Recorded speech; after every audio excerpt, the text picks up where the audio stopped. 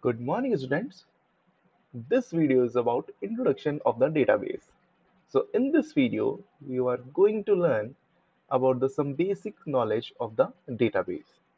So in this video, you are going to cover the following topic, which is introduction to the database. Then you will learn about the database management system.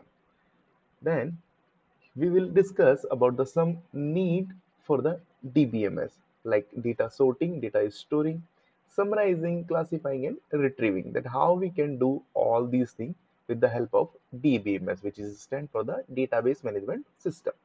And the last we will cover some advantages of the database. So without wasting time, we just start with this video. So first of all, we have to learn that what is information. So everyone know about the information, but the some basic knowledge about is here. That information is an important factor to manage our routine activity and to plan well for the future. From a child to an old man, a professional to a homemaker, everyone need information. So information is needed on various vital matters such as the address, telephone numbers of our associates, detail of customers and client, railway, air travel schedule, and the numerous other aspects. So what is information? Information is a selected data which have special meaning. However, the data, its raw and unprocessed form is meaningless. But when such data is converted into information, it can be easily interpreted. Hence, it is essential to provide a structure to the available data and organize it, which can be achieved with the help of the database. So, computers are enable us to create database by collecting, editing, or storing, keep managing, and the retrieving the required information. So computer which help us to make a database for the doing all these tasks. So now we will discuss about the database, that what is the actually mean of the database. So in previous slide we just discussed about the information. So now we will talk about the database. So what is the mean of database? So it is an organized collection of information that can be easily accessed, managed and updated. So the overall purpose of the database is to record and maintain the information that is relevant to an organization or necessary for the making decision. So what is the mean of database? So it is a managed collection of the information. So by this you can retrieve any type of information from the database to making any type of decision. Now we will discuss about the database management system. So actually database management system होता क्या है? So let's take a small example of the railway reservation system. So in a single days, thousands of train in India follow their scheduled route and timings. For the reservation and inquiry purpose, you can check availability of seats with the respect of distance, fare and traveling classes. So what manage such a use real-time data? Okay, so you can imagine that what can manage that all the schedules of train and all these things. So we will take another example like a bank. So there will be thousands of transaction in a day for the particular bank. So उसको कौन manage करता है, कौन सा software उसके पीछे होता है जो उस पूरे ट्रांजेक्शन को मैनेज करके आपको हमेशा अपडेटेड इंफॉर्मेशन बताता है आपके अकाउंट के बारे में। तो कहीं ना कोई एक सॉफ्टवेयर होता होगा जो चीजें जो इंफॉर्मेशन है आपके अकाउंट से रिलेटेड, उसको वो धीरे धीरे अपडेट करता रहता है। जैसे ही आप लोग ट्रांजेक्शन करने के लिए जैसे ही आप लोग बैंक में जाते हैं या फिर whenever you use the ATM for the transaction और for the withdrawing something, okay, तो वहां पे क्या होता है कि वो जो लास्ट आपका जो अमाउंट होता है अपडेटेड अमाउंट वो आपको डिस्प्ले करता है। ओके, इट डजेंट मैटर कि आपने लास्ट ट्रांजेक्शन उस एटीएम से किया है या किसी और एटीएम से। वह किसी भी आप एटीएम पे जब भी आप लोग ट्रांजेक्शन करोगे तो वो क्या करता है, आपको लास्ट आपका जो अपडेटेड अमाउंट है वो आपको डिस्प्ले करता है, और according to that amount you can withdraw money. Okay. So इन सब सिनेरियो के पीछे कोई एक पर्टिकुलर सॉफ्टवेयर होता है जो उसके पीछे पूरी ये वर्किंग करता है। तो वो कौन सा सॉफ्टवेयर है? वो यही सॉफ्टवेयर है, database management system. So DBMS is a collection of program that enable one or more user to create, manage and retrieve information from the database. Okay, so we can create, manage or retrieve information from the database. It act as an interface between database and application program. Okay, so programmers क्या करते हैं, database को create करते हैं, इस type के data management system को create करते हैं, और मैनेज ऑटोमेटिक फिर वो होता रहता है। ठीक है। और हम लोग क्या करते हैं, जब भी हम लोग एटीएम यूज करते हैं या फिर कोई भी ऐसा सिस्टम यूज करते हैं जहां पे हमको डेटाबेस से रिलेटेड इन वर्किंग हो रही है, या फिर हमको कोई इंफॉर्मेशन हमको रिट्रीव करनी है। ओके। सो जैसे ही हम लोग वो सिस्टम को एक्सेस करते हैं, तो that time we are retrieving information from the database. Okay. So you are now very much clear that there are no human being intervention in the information retrieval process.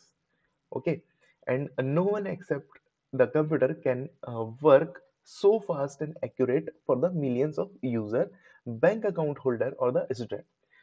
So there are powerful software which work at lightning pace, the software which is known as a database management system.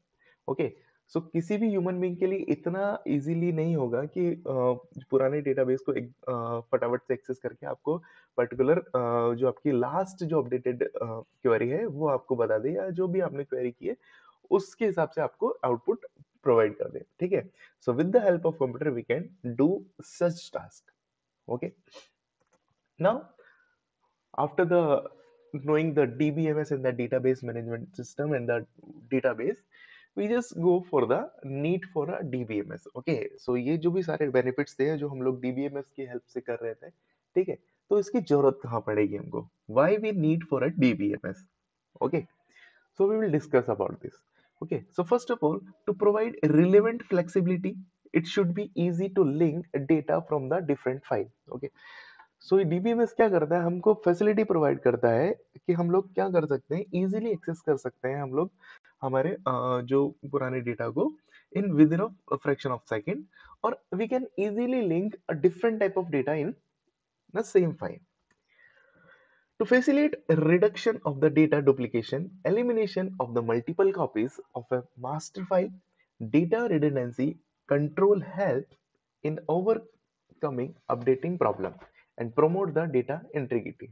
Okay okay, करता क्या है data actually reduction करता है ये duplicate data का, whenever you are going to merge two or more file in a single file, so that time it will help you to eliminate the duplicate copy. Okay, so just suppose करो कि आप लोग एक pen copy में आप sorry एक telephone directory में आप लोग सपोज करो एक सिंपल कॉपी के अंदर आप लोग नंबर कॉन्टेक्ट नंबर को सेव कर रहे हो like by writing. Okay, so that time जब क्या होगा कि अगर नंबर उसके अंदर जो नंबर्स हैं वो अगर बढ़ गए, ठीक है, सपोज करो कि आपने मोर देन 100 नंबर उसके अंदर आपने विद द नेम आपने राइट कर दिए, ठीक है, बट वहाँ क्या होगा कि जब भी आपको अगर कोई दूसरा नंबर सपोज करो कि किसी पहले ही ऑलरेडी जिसके आपने उसके अंदर लिख रखा है नंबर, ठीक है, सो कुछ टाइम बाद में अगर आपको वही पर्सन किसी और नंबर से अगर आपको फोन करता है और आप उसका नंबर अगर उसमें सेव करते हो, ठीक है, सो that time it can be possibilities for the duplication. Okay, आप एक ही नंबर को दो बार आप लोग उस कॉपी के अंदर लिख सकते हो, ठीक है। सो eliminating this type of problem we can use for the DBMS। Okay, तो इस प्रॉब्लम को हम लोग जब एलिमिनेट करते हैं, ठीक है, तो ये हम लोग वो किसकी हेल्प से कर पाएंगे, डीबीएमएस की हेल्प से। तो एक सिंपल सा एग्जांपल है, जैसे आप लोग कॉन्टेक्ट अब सेव करते हो आपके आपके फोन के अंदर। ओके, और जैसे ही आप लोगों ने कोई एक नेम लिखा नंबर को सेव करने के लिए, ठीक है, और वो नेम पहले से आपके फोन में सेव है, ठीक है, so there will be an alert आपको एक अलर्ट आता है, एक नोटिफिकेशन आता है कि ऑलरेडी सेव्ड। ठीक है, फिर अगर आप सेम नंबर से आप लोग अगर सेव करना चाहते हो तो वो आपको पूछता है कि रिप्लेस करना है या फिर जो पुराना जो नंबर है उसको एग्जिस्टिंग में उसको कॉपी करना है। Okay, so you can choose one option from both of them. Okay, और अगर आपको सेम नाम से ना सेव करके, ठीक है, अगर आपको वो नंबर अलग से ही सेव करना है, ठीक है, तो आपको फिर क्या करना पड़ता है, जैसे हम लोग सेव करते हैं, जैसे सपोज करो कि किसी का नेम है अमन, तो हम लोग अमन 1 और 2 इस तरीके से हम लोग सेव करते हैं। बट अगर हम चाहें तो हम लोग एक ही फ़ोन नंबर या फिर एक ही कॉन्टैक्ट नेम के अंदर हम लोग मल्टीपल नंबर सेव कर सकते हैं। सो ये फैसिलिटी किसकी हेल्प से हो पाई है? ये फैसिलिटी हो पाई है आपको डीबीएमएस की हेल्प से, डेटाबेस मैनेजमेंट सिस्टम की हेल्प से। ठीक है? तो वहाँ पे भी हम लोग एक डीबीएमएस की हेल्प लेते हैं, जहाँ हम लोग कॉन्टैक्ट जब भी हम लोग नंबर सेव कर रहे होते हैं। Okay, so it will help for the reduction of the duplication of the data. Now, ensure the high level of data independence, that the data is hidden from the programming language, operating system, and the processing environment. It should be up to the DBMS convert the stored data into a form of which can be used any programming language. Okay, so what is the main working of the DBMS? तो देखो ये क्या करता है, जब भी हम लोग डेटाबेस से रिलेटेड जो भी वर्क होता है किसी भी प्रोग्रामिंग लैंग्वेज के अंदर, तो ये क्या करता है, आपको मेन प्रोसेस से इसको हिडन रखता है। ओके, सो जस्ट सपोज करो कि आपको एटीएम से आपको ट्रांजेक्शन करना है या फिर मिनी स्टेटमेंट अगर आपको लेना है, ठीक है। सो आप लोग क्या करते हो, बस जैसे एटीएम को प्लग इन करते हो, फिर वहाँ पे पिन नंबर डालने के बाद में आप लोग there are the multiple options, so you can use any one of them.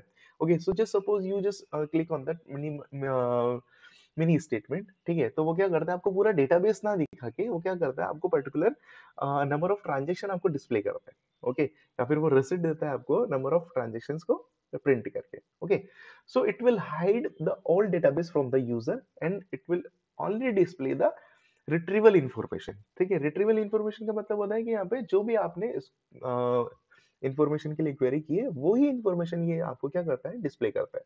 और बाकी सारे पूरे प्रोसेस को क्या करता है, पूरे बैकग्राउंड में चलाता है। ठीक है, यहाँ पे दो एंड होते हैं, फ्रंट एंड और बैक एंड। तो फ्रंट एंड का मतलब जैसे आप लोग अभी जो डिस्प्ले देख रहे हैं, ये आपका फ्रंट एंड होता है, ठीक है, किसी भी सॉफ्टवेयर का। ओके, और इसके पीछे जो भी वर्किंग होती है, किस तरीके से ये पूरा कैलकुलेशन करता है, कैसे डेटा को लाता है, क्या करता है, ठीक है, ये सारी चीजें होती है हमारे बैकग्राउंड के अंदर। ठीक है, उसको हम लोग बोलते हैं बैक एंड। तो जो डेटाबेस है, जो डेटाबेस मैनेजमेंट सिस्टम है, ये इसकी जो वर्किंग होती है पूरी बैकग्राउंड में होती है। ठीक है, और जो हम लोग रिट्रीव करते हैं इन्फॉर्मेशन, वो पूरी पर्टिकुलर इन्फॉर्मेशन क्या होती है, आपकी फ्रंट एंड में ही आपको डिस्प्ले करता है। ओके, सो एक एग्जांपल और रहते हैं, जैसे सपोज करो कि आपको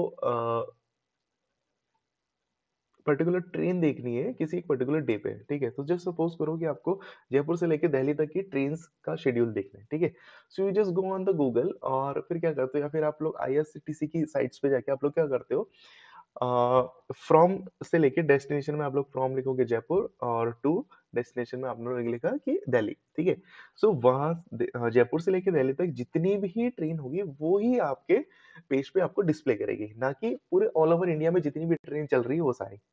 ठीक है, तो क्या हुआ कि जैसे ही आप लोगों ने उस पर्टिकुलर एप्लीकेशन या फिर वेबसाइट पे आप लोगों ने जैसे जो डेटा आपका डाला, ठीक है, कि आपको इस पर्टिकुलर रूट की ट्रेन देखनी है, तो वो ही आपको ट्रेन को डिस्प्ले कर रहा है। ठीक है, तो जैसे ही आप लोगों ने जयपुर टू दिल्ली डाला, ठीक है, तो वो क्या करेगा, क्वेरी लेके जाएगा डेटाबेस के पास में, और डेटाबेस क्या करता है, उस पूरी क्वेरी को ऑप्टिमाइज करके उस क्वेरी के हिसाब से आपको रिजल्ट डिस्प्ले करता है। ठीक है, सो ये पूरा जो प्रोसेस है कैलकुलेटिंग का और ये सारा जो है रिट्रीविंग इन्फॉर्मेशन का, ये सारा चलता है बैकग्राउंड के अंदर, और आपको जो डिस्प्ले होता है वो आपको फ्रंट एंड में होता है। ठीक है, तो ये मतलब होता है डीबीएमएस का, कि इसका पूरी वर्किंग क्या होती है बैकग्राउंड के अंदर। ये So now let's discuss of the need of the DBMS with the respect of the some more topics. Okay, so there are the three main reason why we are need for a DBMS. Okay, so for the minimize our calculation, और आप कह सकते हो कि हम हमारे इस जो पूरा वर्किंग है उसकी पूरे जो कॉम्प्लेक्सिटी है उसको इजी करने के लिए हम लोग DBMS आजकल यूज कर रहे हैं।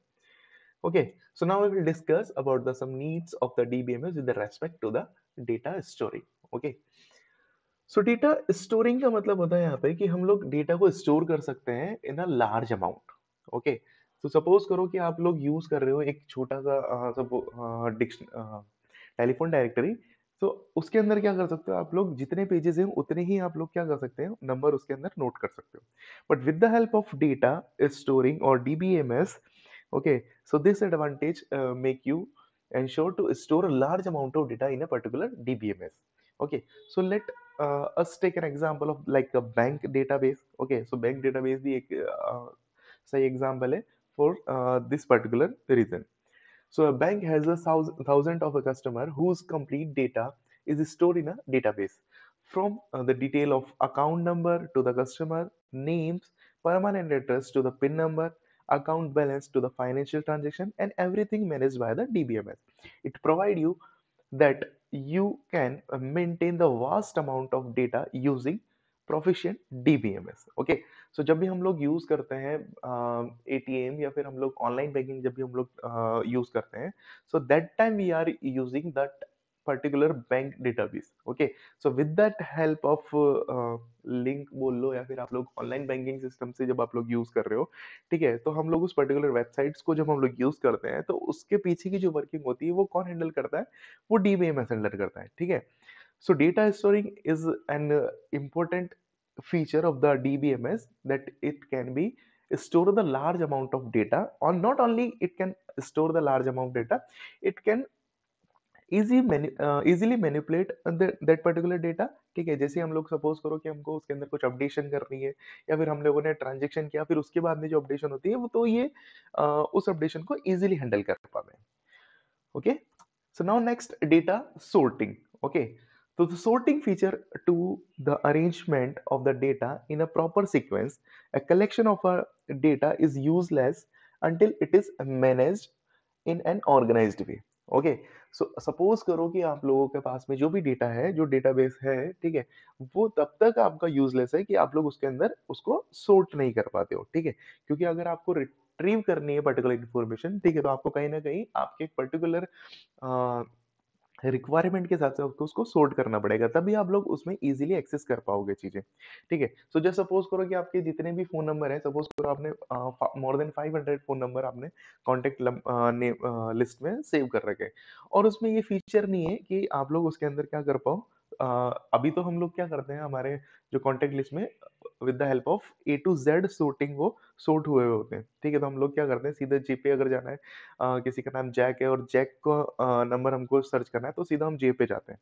ठीक है, बट सपोज जस्ट सपोज कि ये फैसिलिटी अगर अवेलेबल नहीं है कि जो आपने सबसे पहले सेव किया वो ही आपको फर्स्ट में दिखाएगा, देन ओल्डर वन को लास्ट में दिखाता रहेगा। ठीक है, सो यहाँ पे हम लोग क्या करते हैं कि अगर ये फैसिलिटी हमारे पास में वोटिंग की नहीं हुई, तो हमको उस टाइम पे उस सिनेरियो के अंदर हमको किसी भी एक पर्टिकुलर पर्सन का नंबर हमको वहाँ पे सर्च करना थोड़ा सा मुश्किल हो जाएगा। ठीक है, so that's why we are having or that facility sorting of the data. Okay, so with the help of the data sorting, we can easily organize our data in a particular manner. Okay, so that this facility will help us to access data from the database in easy manner. Okay, so if you do not arrange the data in a proper manner, the retrieval of the data become very difficult. So imagine just जैसे कि मैंने आपको ये telephone directory का example बताया। ठीक है, so if the telephone directory do not sort the data in a alphabet order, so it would be extremely difficult to the find particular telephone number. So DBMS sort the data in a particular order, which make it easy to handle. So next is data summarizing. So what is the mean of data summarizing? So data summarizing is a process which is used to get the synopsis of the data on the basis of the some criteria. So example, thousands of the bill are generated and they provide every day in a shopping mall, and the DBMS which store this data provide us the facility to getting a summary of the complete data such as a total sale in a day, month or year. So it can also summarize the stock related data such as a total unit received, total unit sold, or stock in hand. So hence you can say that a DBMS generate report that give useful summaries of the updated data. Okay, so this facility will help us to summarize the data. So ये वैसा ही है कि just suppose आप लोग आधार में कुछ खरीदने गए या फिर किसी भी एक पर्टिकुलर ग्रोसरी जो शॉप्स होती है जहाँ पे हम लोग जो बिल जनरेट होता है वो एक पर्टिकुलर स्कैन करके हम लोग वो जो आपने आधार में देखा होगा या फिर कोई भी सुपरमार्केट में आप लोग जब भी शॉपिंग करने जाते हो तो वो चीज़ें स्कैन करके वो बिल जनरेट करते हैं, ठीक है? तो उसके पीछे एक डेटाबेस काम कर रहा होता है जो चीज़ें डेली की आपको उन जो पर्टिकुलर जो ऑर्गेनाइजेशन है उसको बताता है कि आज पर्टिकुलर डेली की सेल कितनी है या फिर कोई जो पर्टिकुलर थिंग्स हैं वो आउट ऑफ स्टॉक तो नहीं है या फिर जितनी भी आपको डिटेल अगर देखनी है, ठीक है, कि कौन कौन सी यूनिट्स कितनी क्वांटिटी में रखी हुई है वो सब पूरी की पूरी उसको जो डिटेल है वो पर्टिकुलर ऑर्गेनाइजेशन या पर्टिकुलर उस पर्टिकुलर यूजर को बता सकता है, ठीक है। सो this feature is the main for the DBMS, which is data summarizing. Next is a data classification. Okay, so with the help of different criteria, we can classify the data. Okay, so classification of the data mean to categorize the data on the basis of the some condition. For example, a bank has a million of account, but all the account are not same. So they fall under the different category such as a saving, current, salary, or the student account. Okay, so we can classify our data in a different manner. Okay, so just suppose कि एक particular एक scenario में आपको बताता हूँ कि आपके school का जो डेटाबेस है जहाँ पे आप पूरे स्टूडेंट्स की एक लिस्ट है, सपोज करो कि आपका पूरा जो डेटा है एक पर्टिकुलर डेटाबेस के अंदर सेव है, ठीक है। So we can classify the whole data of school in a different manner. Okay, जैसे सपोज करो कि मुझे क्लासीफाई करना है अकॉर्डिंग टू द हाउस, तो we can classify your data in a 4 different houses. Okay, कि रेड, ब्लू, ग्रीन और yellow में मैं अलग अलग क्लासीफाई कर सकता हूँ, ठीक है। We can classify that particular data in a different categories. Okay, so जैसे आपको जरूरत है या जैसी पर्टिकुलर यूजर की रिक्वायरमेंट है वो उस कंडीशन के बेसिस पे हम लोग क्या कर सकते हैं, डेटा को क्लासीफाई कर सकते हैं। So this is also a good feature for the DBMS. Okay, so bank provide the different service for the each type of account, hence the DBMS categorize the data in a different section to handle the accordingly. Okay, so now next is data retrieving. Okay, so this feature is mean for the using of DBMS. Okay, so by the using an efficient database or database management system, you can instantly retrieve any data from the database. Okay, so let's continue with an example of the bank. Whenever you are parent or you use your ATM cards at an ATM, so it provide them the detail of their account within a second.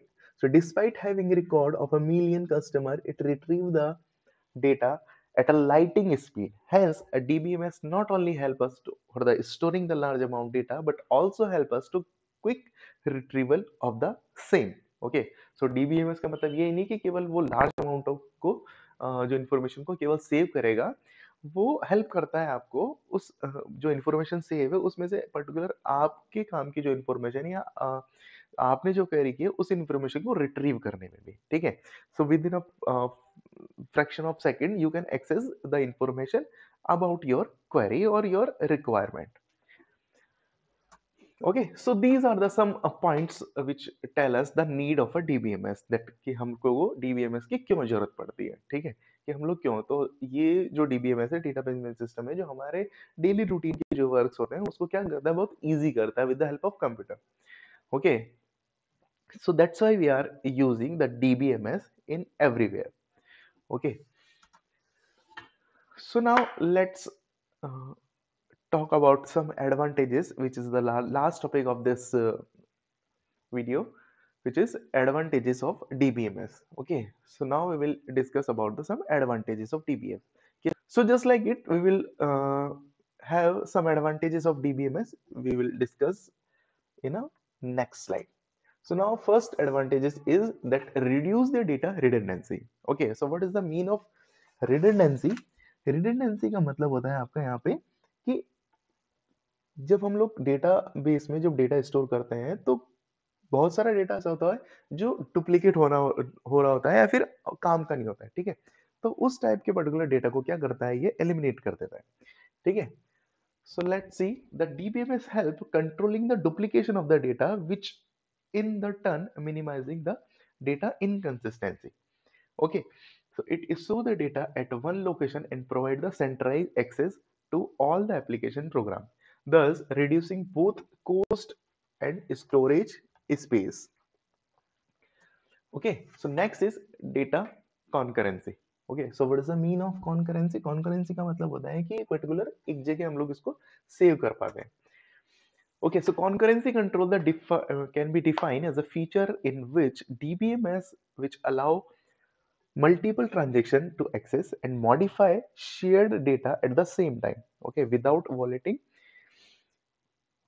the data integrity. Okay, so data integrity को खराब किए बिना ये क्या करता है, पूरी control करता है आपके पूरे फीचर्स को, like your transaction in bank. Okay, so next is okay, yes. So however, this ability is not exhibited by the transaction file processing system where the multiple access to the same data cause the inconsistent. Okay, so concurrency का मतलब यहाँ पे यही है कि data को क्या करता है, पूरी जो ट्रांजेक्शन होने के बाद में क्या करता है, एक पर्टिकुलर मैनर में इसको मॉडिफाई करता है और पूरा फिल्टर करने के बाद में आपको पर्टिकुलर ट्रांजेक्शन को ये डिस्प्ले करता है. So next is enforcement of the data standard. Okay, so in a DBMS, data dependencies are minimized as a data is stored in a standard format. Okay, so standard may relate to the naming of the data, formatting of data, structure of data, and etc. So this facility as an add to the interchange or migration between system. Okay, तो ये क्या करता है, enforcement का मतलब हो गया यहाँ पे कि डेटा का जो डेटाबेस में जो हम लोग जो भी डेटा स्टोर कर रहे हैं वो एक स्टैंडर्ड फॉर्मेट में हम लोग स्टोर करते हैं. ठीक है, तो एक्चुअली में डेटाबेस में डेटा स्टोर होता है कैसे, तो डेटाबेस पे ऐसा नहीं है कि हम लोग पैराग्राफ के फॉर्मेट में डेटा को स्टोर करते हैं, हम लोग डेटा को स्टोर करते हैं in the form of table. Okay, so just suppose कि आप लोगों को अगर इंडेक्स आप लोग किसी भी बुक के फ्रंट पेज पेजेस में जो आप लोग देखते हो, ठीक है, डेटा की पर्टिकुलर इंडेक्स, ठीक है, तो उस इंडेक्स की हेल्प से आप लोग क्या कर सकते हो, किसी भी पर्टिकुलर चैप्टर पे या किसी भी पर्टिकुलर पेज पे या टॉपिक पे आप लोग डायरेक्ट जा सकते हो विद कि आपको ऐसा नहीं है कि पेजेस को टर्न करना पड़ेगा. With the help of index you can see the particular topic in what page. Okay, so ये एक पर्टिकुलर जो मैनर है वहाँ पे आपको जो स्टैंडर्ड आपको दिखाया गया है, ठीक है, कि कौन सा टॉपिक है और कौन से पेजेस हैं, तो ये हम लोग क्या करते हैं, हमारे जो डेटाबेस में भी डेटा को इसी तरीके से हम लोग स्टोर करते हैं. Okay, so in the column we are storing our data in a table format. ठीक है, सो एक इस पर्टिकुलर स्टैंडर्ड को हम लोग जब फॉर्मेट करते हैं डेटा स्टोर करते वक्त, तो हम लोग ये सारी चीजें इजीली कर पाते हैं. ठीक है, so this is the mean of the enforcement of the data standard. So next is database can ensure the data security. Okay, so अब हम लोग अगर बात करते हैं कि हम लोग सेंट्रलाइज्ड वे में डेटा को स्टोर कर रहे हैं, तो कहीं ना कहीं एक चीज हमारे दिमाग में ये चलती है कि डेटा क्या पता सिक्योर होगा कि नहीं होगा, क्योंकि अगर कोई चीज जो भी हमारा डेटा है हमारे ही पास में किसी फाइल में है या फिर हमारे ही कंप्यूटर के अंदर है, हम लोगों ने उसको एक पर्टिकुलर सेंट्रलाइज्ड वे में सेव नहीं किया है, ठीक है, तो वहां पे अगर हम लोग सेव कर रहे हैं सेंट्रलाइज्ड वे में, तो वहां पे कहीं ना कहीं क्वेश्चन दिमाग में ये रहता है कि क्या पता ये सिक्योर रहेगा या नहीं रहेगा, कि कहीं ये कोई भी पर्टिकुलर जो थिंग्स है वो पब्लिकली शो तो नहीं हो जाएगी. ठीक है, सो ऐसा नहीं है कि ये डेटाबेस सिक्योरिटी की फीचर्स में कम है. ठीक है, सो database can ensure the data for the security purpose also.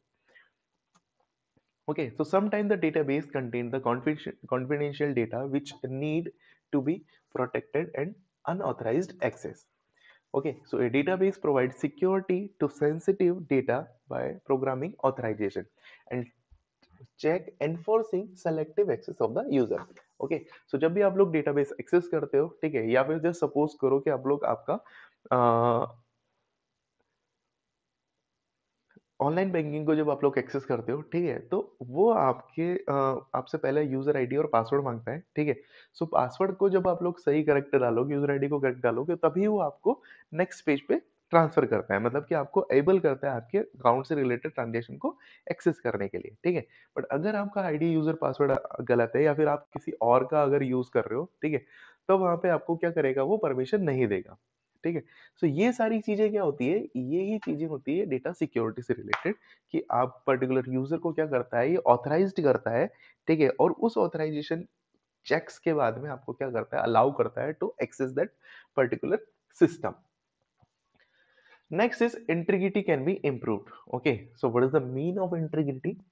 Integrity का मतलब होता है यहाँ पे कि हम लोग किस तरीके से जो डेटाबेस है उसको हम लोग किस तरीके से समराइज बोल दो या फिर आप लोग टोटलिटी बोल लो, ठीक है, हम लोग कैसे इंटीग्रेट कर सकते हैं डेटा को। Okay, so since the data and organized using a data organization using a database approach is the centralized and would be used by number of user at a time.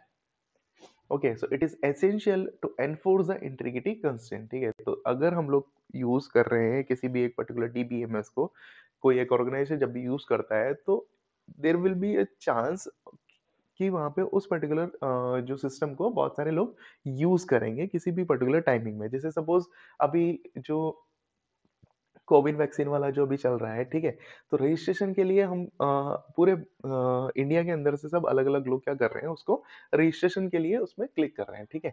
तो फिर हम particular हमारा data डालते हैं, data डालने के बाद में जब वो वहाँ से एक ओटीपी जनरेट होके आता है और ओटीपी को जैसे हम लोग वापस इंसर्ट करते हैं तो हमारा रजिस्ट्रेशन हो जाता है, ठीक है।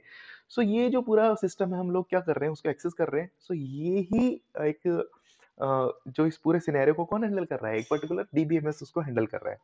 and this facility is also known as the integrity can be improved for the database। okay,